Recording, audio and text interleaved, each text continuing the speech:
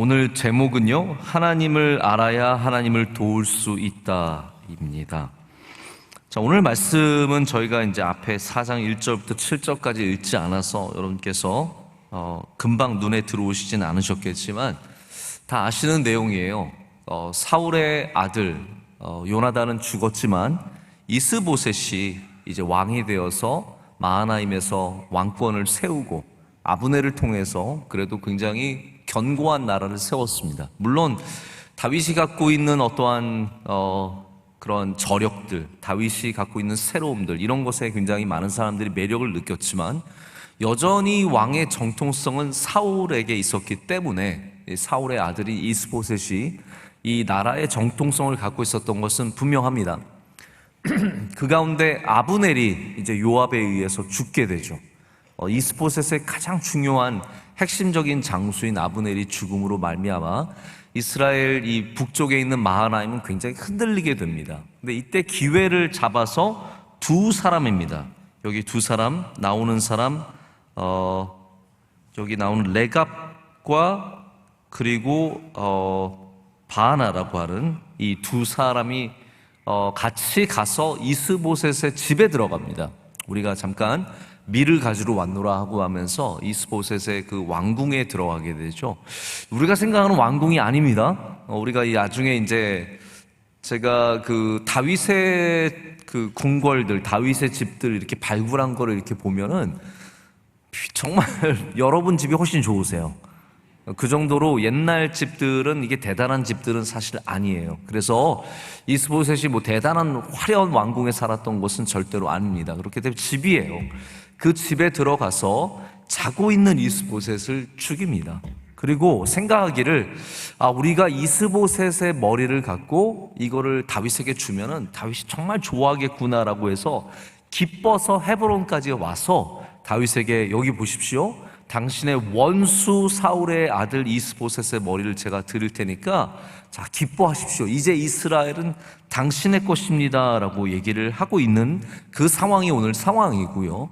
다윗은 이걸 보면서 기가 막힌 거예요. 왜냐하면 사울의 소식을 가지고 온 그 사람도 다윗이 정말 너무 괴롭고 슬퍼서 죽여서 본을 보였잖아요. 이거 하나님의 기름 부음을 받은 사람을 죽이고 하나님의 기름 부음을 받은 사람을 괴롭히는 절대로 정당하지 않다라고 본을 보여줬어요.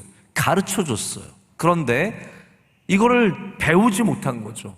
다윗이 어떤 마음을 갖고 있는지 전혀 헤아려 보지 않고 그냥 자기의 생각대로 자기가 다윗을 돕겠노라고 이스보셋을 죽여서 가져왔기 때문에 다윗이 심히 슬퍼하며 노해서 다시 청년들에게 이 사람들을 처형하라라고 해서 처형해서 본을 삼는 이야기가 오늘 말씀 가운데 나옵니다. 여러분, 오늘 말씀 가운데 우리가 발견하는 게 되게 뭐냐면요, 사람들이 여전히 다윗을 모른다는 거예요.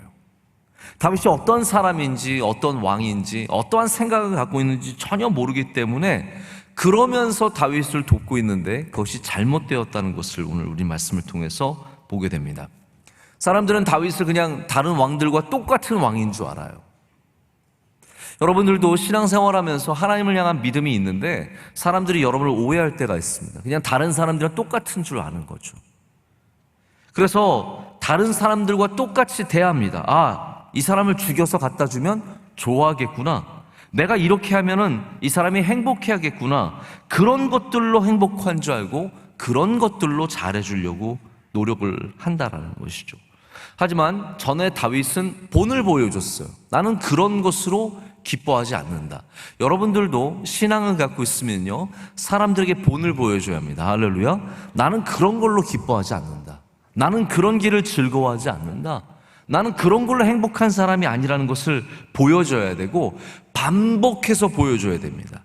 오늘 이 사건은 어떻게 보면 사울의 사건이 반복되는 거나 마찬가지예요. 그래서 끊임없이 다윗이 보여줌으로 말미암아 나는 하나님을 경외하는 사람이고 이 세상의 방식으로 움직이지 않는 사람인 것을 본을 보여주게 됩니다. 원래 세상의 왕의 상식은 무엇입니까? 적을 죽이면 기뻐하는 게 왕의 상식이고요, 힘을 가지려면 남들을 죽여서 내가 그 힘을 가져야 한다는 것이, 그게 세상의 상식이었습니다. 근데 다윗의 부하들도 이걸 늘 몰랐죠. 다윗이 오해를 많이 받았습니다. 예를 들어서 동굴에서 사울을 살려줬을 때 다윗의 부하들은 이해를 못했어요. 아니, 왕이시여, 당신 앞으로 온 사람 이 사람 죽이면 얼마나 쉽게 왕이 되는데 뭐하러 이렇게 봐주십니까? 이해를 못하는 거예요. 다윗을 모르는 겁니다. 요압도 궁극적으로 말해서 다윗을 모르는 거죠. 다윗을 도와줬지만 다윗을 몰라요. 그래서 가서 아브넬을 죽이게 되는 겁니다. 다 복수심에 불타고 당연히 너도 그렇겠지, 다윗 당신도 그럴 거야 라는 생각으로 하게 됩니다. 요압도 다윗이 본을 세울 때 제대로 보지 못하는 사람입니다. 저희가 이제 아브넬의 이야기를 끝까지 다루지 않았어요. 저희가 이제 아브넬을 죽인 사건으로 끝냈지만 우리 3장 뒷부분은 다윗이 아브넬의 죽음을 슬퍼하며 장례를 치르고, 그리고 내가 이거 한 게 절대로 아니라는 것을 나라에 분명하게 얘기를 합니다. 왜냐하면 방금 말씀드렸지만 다윗은 지금 이 이야기를 잘 전해야 돼요. 내가 이것을 죽인 것을 기뻐했고, 이 다윗이 문제가 되는 건 아닙니다. 여러분, 지금과 같지 않아요.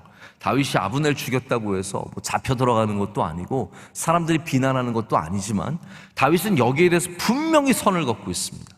나는 그런 일을 하는 사람이 아니라는 거예요. 나는 하나님을 경외하는 사람이고 하나님을 신뢰하는 사람이고 하나님의 인도하심을 따라 승리하는 사람이지 몰래 데려가서 사람을 죽이는 사람이 아니라는 것을 분명히 말하면서 뭐라고 말하냐면 3장 39절을 한번 보세요. 3장 39절을 보면 이렇게 되어 있습니다.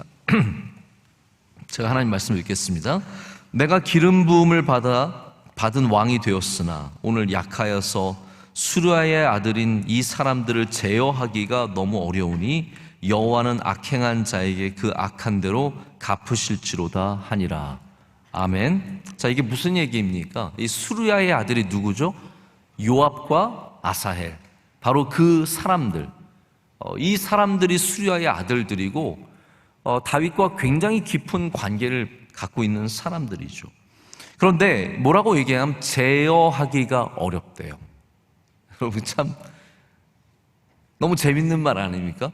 다윗이 여기 굉장히 솔직하게 얘기하고 있어요. 내가 약하여서, 이 말이 어떤 말인지 우리 구체적으로 다 알 수는 없을 것 같아요. 다윗이 정말로 정치적으로 이 수라의 아들들 요압의 강성함을 느끼고 약하였다고 말하였는지, 아니면 정말로 1대1로 싸우면 다윗이 요압에게 제압을 당하는 그런 약함을 가졌는지 우리가 분명히 알 수는 없지만 다윗이 자기가 약하다고 고백을 하고 있어요. 그리고 이것이 진정된 믿음의 사람의 고백일 수도 있습니다. 우린 다 약하잖아요. 우리 하나님 앞에 그렇게 고백을 해야 됩니다. 내가 약합니다, 하나님. 내가 이 사람을 이길 수 없습니다. 하나님께서 이 사람을 갚아주셔야 됩니다. 내가 하지 않겠습니다. 다시 말씀드리자면 다윗도 만약에 세상의 상식으로 하자면 자기의 말대로 움직이지 않는 부하인 요압을 처형해야 돼요. 마땅한 겁니다. 너 내 말대로 하잖아? 너는 나의 장수에, 여러분, 장수가 왕의 말을 듣지 않는다면 어떻게 하겠습니까? 그런 약함, 그런 제어되지 않는 상황인데 여러분들은 제어 안 되는 사람 어떻게 하시겠어요? 여기 다윗이 뭐라고 합니까? 다윗이 죽이지 않고 선으로 악을 이기죠. 뭐라고 하냐면 하나님께 맡깁니다. 자, 이게 어떤 부분이냐면 하나님이 선이시기 때문에 하나님께 맡기면 선으로 악을 이기는 것입니다. 자, 우리 하나님은 선하시잖아요. 우리가 선으로 악을 이긴다는 것이 뭐 살살 때리면 선으로 악을 이기는 걸까요? 아니면 때리지 않고 그냥 뒤에서 욕하면 선으로 악을 이기는 걸까요? 어떻게 해야 선으로 악을 이기죠? 선이신 하나님께, 예수 그리스도께 맡기는 것, 선하신 주님께서 이 모든 일들을 감당하게 하시는 것, 그것이 바로 선으로 악을 이기는 일입니다. 자, 그래서 다윗은 요압도 죽이지 않았습니다. 근데 하물며 사울의 아들인 이스보셋을 죽이고자 하는 마음이 없었어요. 자, 다시 말씀드리자면 다윗은 세상의 상식으로 움직이는 사람이 아니었습니다. 하나님을 경외하는 마음으로 움직이는 사람이었습니다. 자, 우리는 어떠한 방식으로 나의 삶이 운영이 되고 있을까요? 그냥 세상의 상식대로, 세상 사람들 하는 그대로 움직이고 있습니까? 오늘 이 말씀을 통해서 우리가 우리의 삶을 운영하는 방식은 하나님을 경외하는 마음이 되어야 할 줄로 믿습니다. 우리 교회도 마찬가지입니다. 우리 명성교회가 어떠한 방식으로 운영되고 있느냐, 굉장히 중요한 문제입니다. 그냥 세상의 방식으로 충성한 사람들, 잘하는 사람들, 돈 많이 내는 사람들, 뻔한 상식으로 움직이는 것이 아니라 하나님을 경외하는 방식으로 움직여야 합니다. 그럴 때 하나님께서 영광을 받으실 줄로 믿습니다. 근데 이 사람들은 세상의 상식으로, 야, 이제 우리는 이 나라의 공로자가 되었다, 우리는 다윗에게 큰 선물을 가지고 온 거야 라는 생각으로 왔거든요.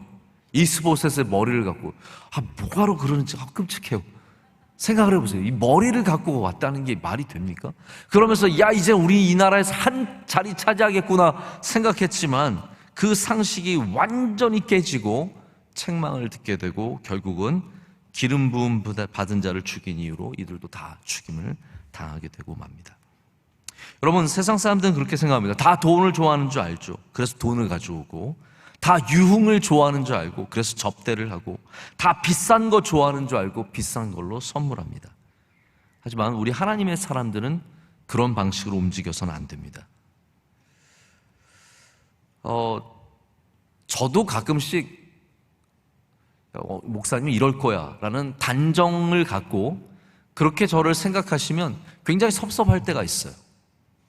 저도 다 꼭 그렇게 움직이는 게 아닌데 그냥 목사님은 당연히 그럴 거야 라고 생각하고 그렇게 접근을 하실 때 굉장히 마음의 상처를 받을 때가 있습니다. 여러분, 하나님의 사람들은 어떻게 보면 세상을 다 놀라게 하는 요소들을 갖고 있습니다. 할렐루야.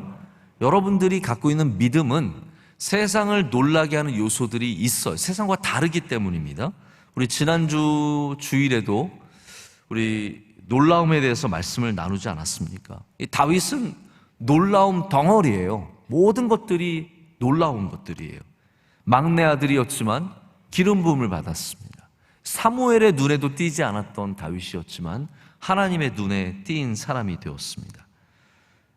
가장 연약한 자로서 하나님의 마음에 합당한 사람이 되었습니다. 여러분, 우리가 강해져야 하나님의 마음에 합당해지는 것이 아닙니다. 내가 성공해야만 하나님의 마음에 합당해지는 것도 아닙니다. 우리가 가장 연약한 자일 때도 하나님의 마음에 합당할 수 있습니다. 우리의 삶의 자리에서 나의 연약함, 나의 부족함, 내가 가난하고 약하고 그런 거 아무 상관없습니다. 하나님의 마음에 합당한 여러분 되시기를 축복합니다. 그는 소년이었을 때 블레셋의 가장 훌륭한 장군인 골리앗을 물리쳐 이겼습니다. 얼마나 대단합니까? 어렸을 때예요. 다윗이 소년일 때 가서 골리앗을 이겼습니다. 또 다윗이 놀라운 게 뭐냐면 누구나 그렇지만 문무를 겸비하기가 참 어렵습니다. 문무를 다 겸비하기가 어렵잖아요. 근데 다윗은 그것만이 아닙니다. 예까지 가누었어요. 다윗은 문무, 예 다 가진 사람이에요. 그는 시도 잘 쓰지만 노래도 잘했어요. 그래서 이 장면이 변하는 모습을 보면 정말 놀랍습니다. 자, 이 사람 원래 양 치던 사람이에요. 양을 치면서 양이나 돌보던 사람이지만 어느 날 갑자기 가서 골리앗을 이겼어요.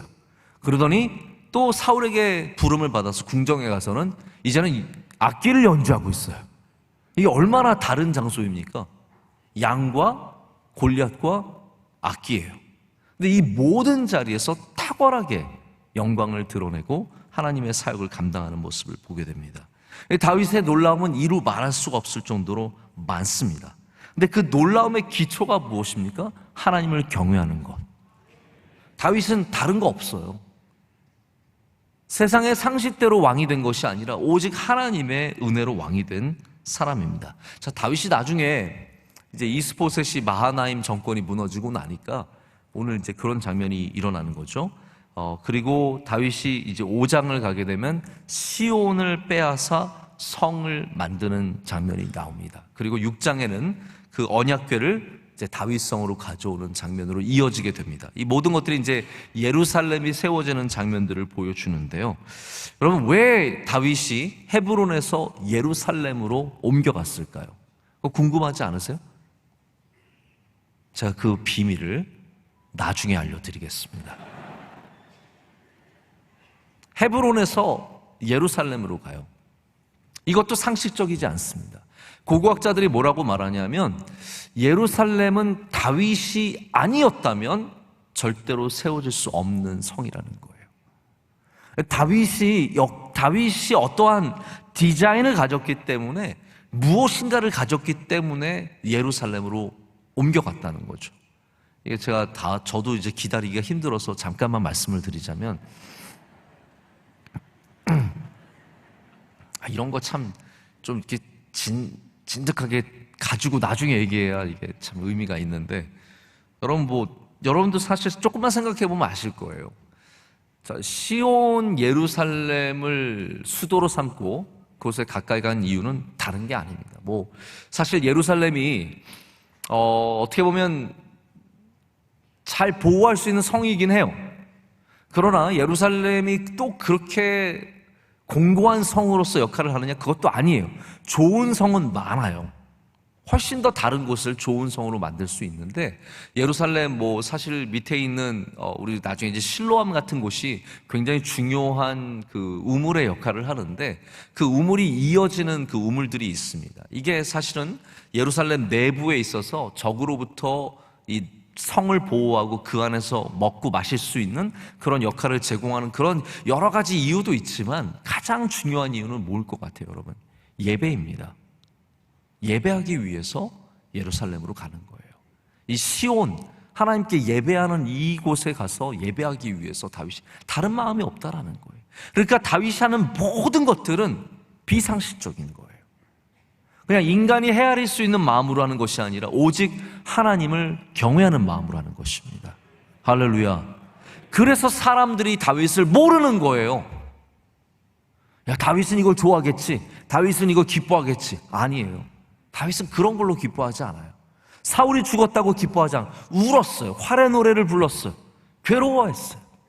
이스보셋이 죽었다고, 야, 이제는 나는 통일 정권을 이뤘구나, 그러지 않았다라는 거예요. 너무 다르지 않습니까?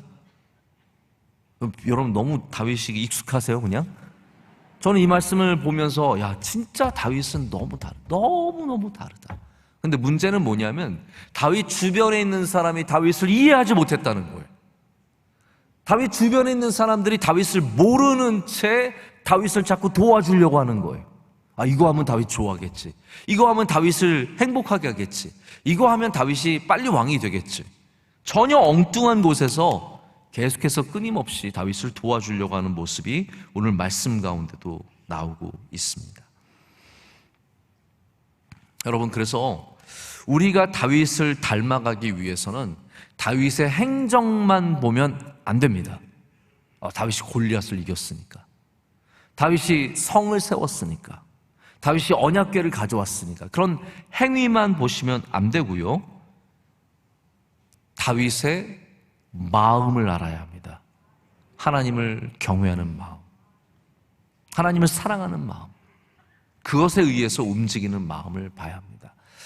제가 오늘 예배 마치고 우리 또 잠깐 재직회를 한 다음에 올해 다윗 아카데미 신학생들, 우리 뽑힌 학생들이 이제 잠깐 인사를 하겠대요. 그래서 제가 기대하는 마음을 갖고 있는데요. 다윗 아카데미, 다윗을 닮으라고 세운 다윗 아카데미잖아요. 저는 다윗 아카데미 학생들이 물론 당연히 나중에 교수님 되고 이사 되고 상무 되고 사장님 되시고 교수 되고 그런 거 다 좋습니다. 그런데 다윗 아카데미에서 정말로 배워야 하는 것은 믿음입니다. 우리가 그거 가르치려고 다윗 아카데미를 세운 거지. 여러분, 다윗 아카데미 제가 프로그램 보고 깜짝 놀란 게 주일날 바빠요. 주일날 아침 일찍부터 수업이 있고 강의가 있고 가서 듣고 교제하고 또 교육하고 토론하고 아주 어렵게 강의를 하고 굉장히 훈련을 열심히 시킵니다. 그래서 그냥 멋으로 다윗 아카데미 들어가면 굉장히 고생합니다. 어려운 일이에요. 근데 그것을 통해서 우리가 길러주기를 원하는 것은 돌팔매 잘 던지는 사람? 가서 뭐 골리앗 이기는 사람, 비파 잘 키는 사람, 음악으로 감동 주는 사람, 물론 그런 것도 좋겠지만 진짜 우리가 다윗을 닮기를 원한다면 다윗의 마음을 모르고 닮아서는 안 된다라는 거예요. 겉의 모습만 닮기를 원해서는 안 된다라는 겁니다. 이게 오늘 주제죠. 요압도 다윗을 모르면서 다윗을 도우려고 했고, 오늘 이 두 사람도 다윗을 전혀 모르면서 다윗을 도우려고 합니다. 사람들이 똑같은 모습을 갖고 있어요. 하나님을 모르면서, 하나님을 제대로 이해하지 못하면서, 교회를 제대로 이해하지 못하면서 하나님을 도우려고 하고 교회를 도우려고 합니다. 내가 이거 돈만 많이 내놓으면 돕는 거겠지. 내가 가서 열심히만 일하면 돕는 거겠지. 아니에요, 여러분. 하나님을 아셔야 하나님을 도울 수 있어요. 그렇지 않으면 우리가 돕는 것들이 오히려 하나님께 방해가 되고 하나님의 이름을, 영광을 가리는 일들도 너무나 많습니다. 여러분, 아이들이 돕겠다고 하면 다 좋기만 하세요? 저도 아이들과 뭘 하다 보면 아빠 내가 도와줄게요. 제발 그냥 너는 네 일이나 해라. 네. 와서 뭐 김치를 막 썰고 있는데 엄마 내가 김치 좀 썰어줄게. 그러면 그래 고마워 네가 다 썰어. 이렇게 하십니까? 아니잖아요. 그거 가서 써는 게 그게 쉽지 않은 일이거든요. 아이들이 우리를 돕는다고 하는 거, 뭐 그거 자기들 장난치는 거지 진짜 우리를 돕는 게 아니잖아요. 내가 해보고 싶어서. 청소기 제가 돌리고 있으면요, 아빠 내가 청소기 돌릴게. 가서 뭐 엉뚱한 곳에 가서 팍팍 치기나 하고 잘 못 도와줍니다. 우리 귀엽죠? 아이들이 그렇게 하는 거는 애교로 받아줄 수 있어요. 그 정도는 애교고 예쁜 거고, 아이들 서툰 것은 귀여운 것으로 넘어갑니다.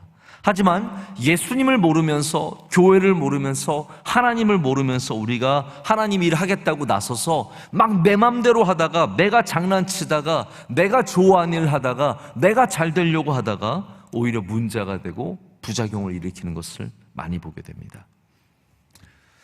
그래서 하나님께서도, 예수님께서도 예수님의 말씀을 보면은 예수님을 좀 제대로 알라고 가르쳐 주시는, 본을 세워 주시는 게 많아요.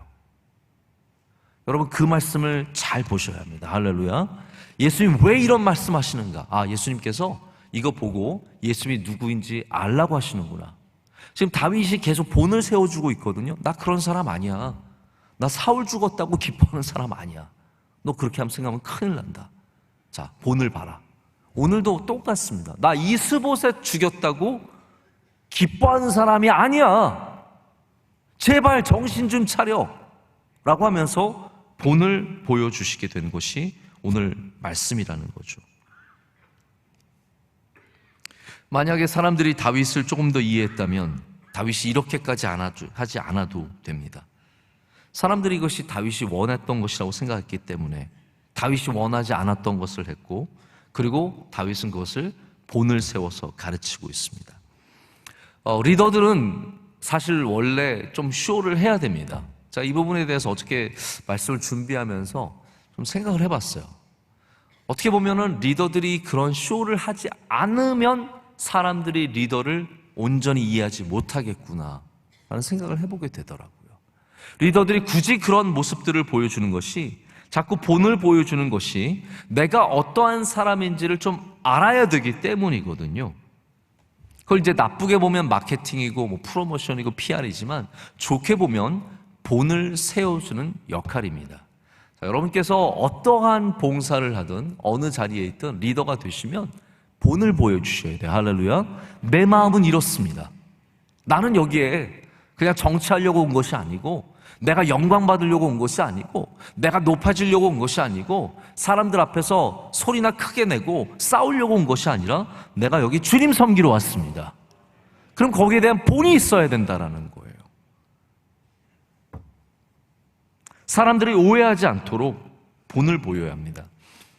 이 사무엘상하 주석을 쓴 메리 에반스가 4장 전체에 대해서 뭐라고 제목을 정했냐면, 정의롭지 않은 도움은 도움이 되지 않는다 라고 썼는데, 제가 거기 굉장히 많이 울림이 있었습니다. 정의롭지 않은 도움은 도움이 되지 않는다.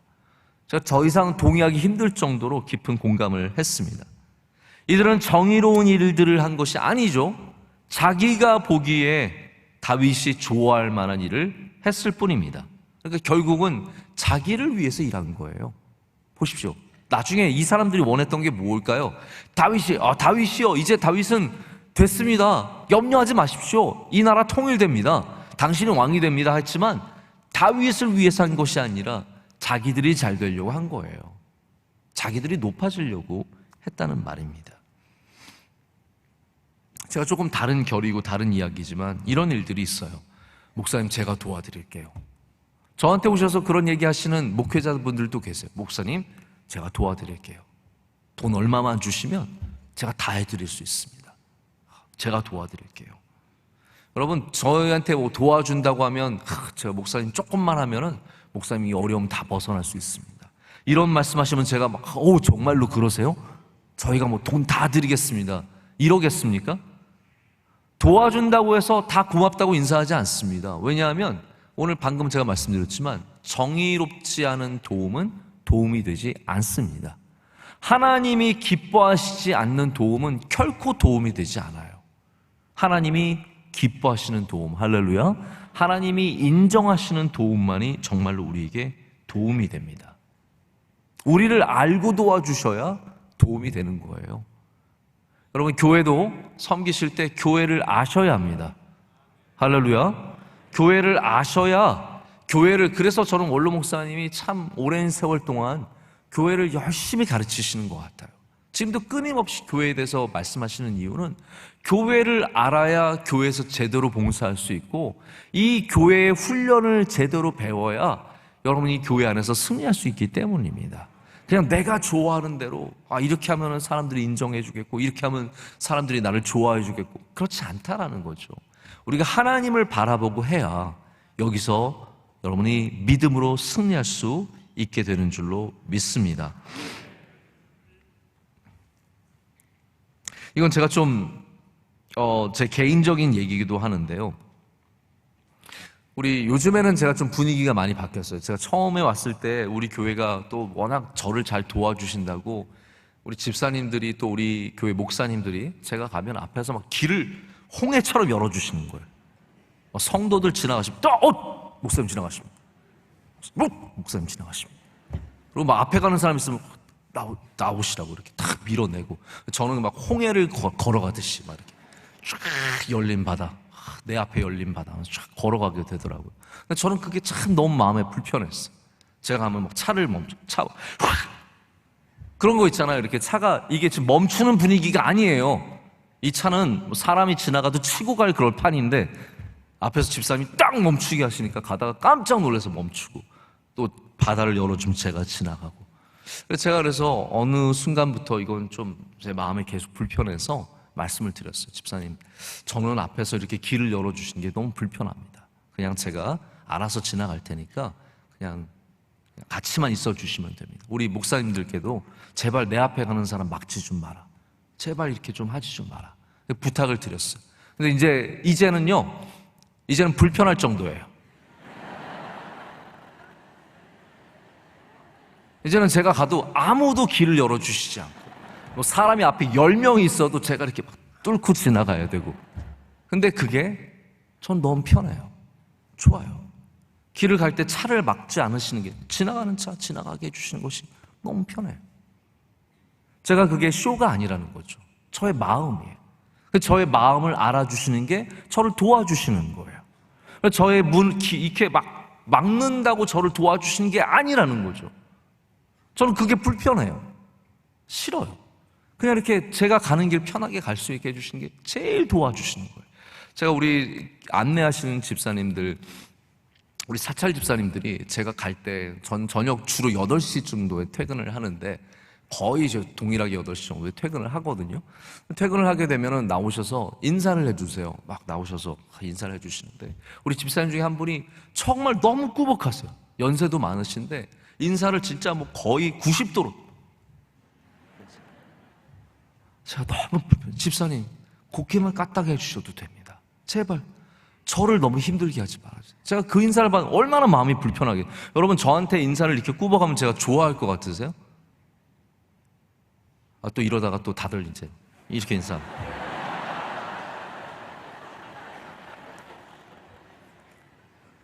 그냥 이렇게만 해주셔도 되고 그것만 해도 너무 감사해요. 쌩까지만 않으셔도 감사하죠.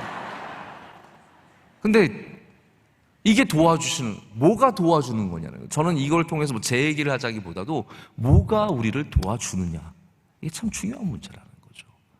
알아야 도와줄 수 있게 된다는 겁니다. 우리가 하나님의 일을 한다면 하나님의 마음을 알아야죠. 예수님의 일을 한다면 예수님의 마음을 알아야 되지 않겠습니까? 말씀을 맺습니다. 우리는 그래서 우리의 마음이 어떤 마음인지 기회가 될 때마다 알려야 합니다. 여러분, 그게 제가 아까 말씀드린 쇼라는 거예요.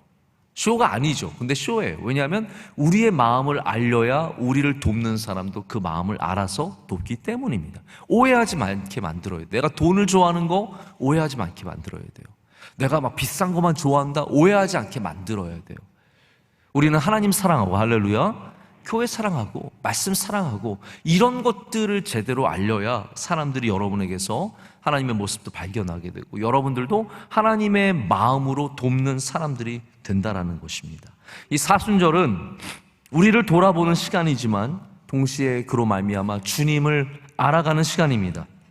우리가 예수님을 알아야 예수님의 일들을 감당할 수 있게 되는 줄로 믿습니다. 믿음이 없이는 기쁘시게 하지 못한다는 말씀이 그 말씀이에요. 우리가 믿음 없이 행위로서만 하나님을 기쁘시게 하는 것이 아니라 믿음, 하나님의 마음을 아는 그 믿음을 가져야만 하나님을 기쁘시게 하는 사람이 된다는 말입니다. 우리 다시 한번 이 사순절의 기간 동안 주님을 깊이 알아가서 우리 주님을 도울 수 있는 주님의 귀한 사람들 다 될 줄로 믿습니다.